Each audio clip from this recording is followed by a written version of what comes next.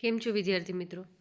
આજે આપણે પ્રોબેશન ઓફિસરની એક્ઝામમાં પૂછાયેલા બંધારણના પ્રશ્નો અને કરંટ અફેરના પ્રશ્નો જોઈશું, જેથી આપણને ખ્યાલ આવે કે જીએસએસબી દ્વારા જે આગળ એક્ઝામ લેવામાં આવશે તેમાં કેવા પ્રકારના પ્રશ્નો પૂછાઈ શકે છે. તો પહેલો પ્રશ્ન જોઈએ.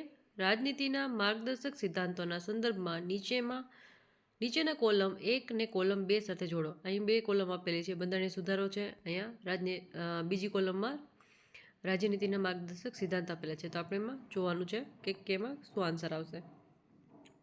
તો જવાબ આપણે આપેલો છે, તો તે મુજબ જોઈએ. 42મો બંધારણ સુધારો, તો એ બાળકોના સ્વસ્થ વિકાસ માટેનો તકો છે. 44મો બંધારણીય સુધારો, એમાં રાજ્ય આવક અને દરજ્જામાં અસમાનતા ન્યૂનતમ કરવી. 86મો બંધારણ સુધારો, રાજ્યે પ્રારંભિક બાળપણની સંભાળ અને શિક્ષણ પ્રદાન કરવી. 97મો સુધારો, રાજ્યે સહકારી મંડળીઓની સ્વૈચ્છિક રચનાને પ્રોત્સાહન આપવું.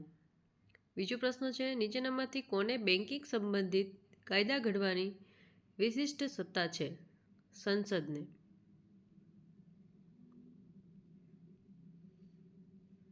ભારતીય ઇતિહાસમાં કઈ ચોક્કસ તારીખે બંધારણ સભા દ્વારા આમુખ અપનાવવામાં આવ્યું હતું? આમુખ ક્યારે અપનાવ્યું? 26 નવેમ્બર 1949ના રોજ. 31મી માર્ચ 2024ને રોજની સ્થિતિ અનુસાર નીચેનામાંથી કયા ભારતીય રાજ્યમાં તેની પોતાની સ્વતંત્ર ઉચ્ચ અદાલત હાઈકોર્ટ નથી? અરુણાચલ પ્રદેશમાં હાઈકોર્ટ નથી. ગ્રાનવિલે ઓસ્ટિન એ માર્ગદર્શક સિદ્ધાંતો અને મૂળભૂત અધિકારોને બંધારણના ખાલી જગ્યા તરીકે વર્ણવ્યું. અંતરાત્મા તરીકે. નીચેનામાંથી કોણ ભારતના સુપ્રીમ કોર્ટના ન્યાયાધીશોની નિમણૂક કરે છે? સુપ્રીમ કોર્ટના ન્યાયાધીશોની નિમણૂક કોણ કરે? રાષ્ટ્રપતિ.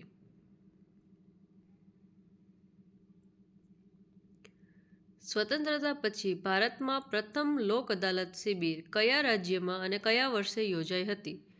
ગુજરાતમાં યોજાઈ હતી 1982ના વર્ષમાં.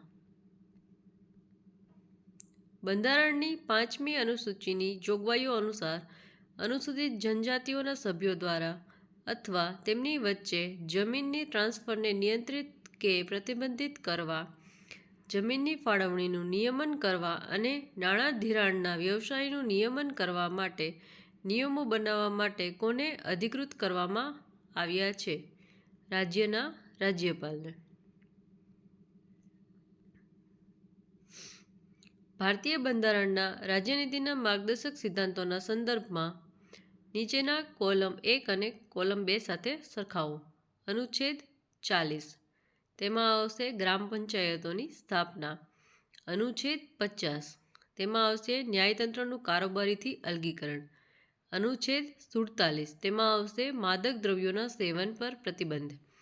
અનુચ્છેદ 43, તેમાં આવશે કુટીર ઉદ્યોગોનું પ્રોત્સાહન.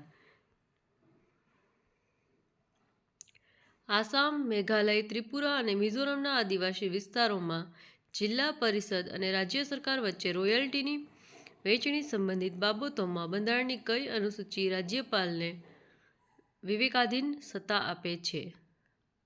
6ઠ્ઠી અનુસૂચિ, શેડ્યુલ 6. હવે જોઈએ કરંટ અફેરના પ્રશ્નો. કેન્દ્રીય બજેટ 2024-25 મુજબ બધી સંપત્તિઓ માટે લાંબા ગાળાના મૂડી લાભ લોંગ ટર્મ કેપિટલ ગેઇન્સ પર વેરા દર કેટલો છે? 12.5%. ઓગસ્ટ 2025માં ગુજરાતના કયા શહેરમાં કોમનવેલ્થ વેઇટ લિફ્ટિંગ ચેમ્પિયનશિપનું આયોજન કરવામાં આવ્યું હતું? અમદાવાદમાં.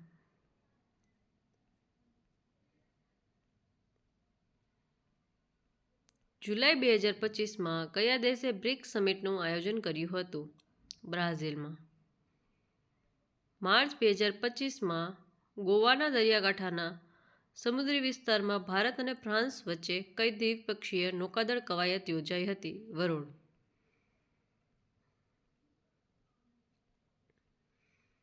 પાંચથી 7 ઓગસ્ટ 2025 દરમિયાન ગાંધીનગરમાં કયો કાર્યક્રમ યોજાયો હતો? Pharmatech expo. 14 જાન્યુઆરી 2025ના રોજ નવી દિલ્હીમાં કેન્દ્રીય વાણિજ્ય અને ઉદ્યોગ મંત્રી પિયુષ ગોયલ દ્વારા નીચેનામાંથી કયા બોર્ડનું ઉદ્ઘાટન કરવામાં આવ્યું હતું? રાષ્ટ્રીય હળદર બોર્ડ, નેશનલ ટર્મરિક બોર્ડ.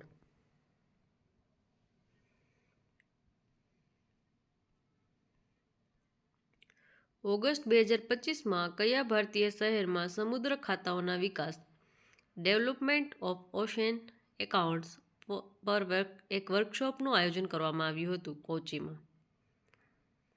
દ્વિપક્ષીય નૌકાદળ કવાયત INDRA 2025ની 14મી આવૃત્તિ કઈ બે નૌકાદળો વચ્ચે યોજાઈ હતી? ભારત અને રશિયા.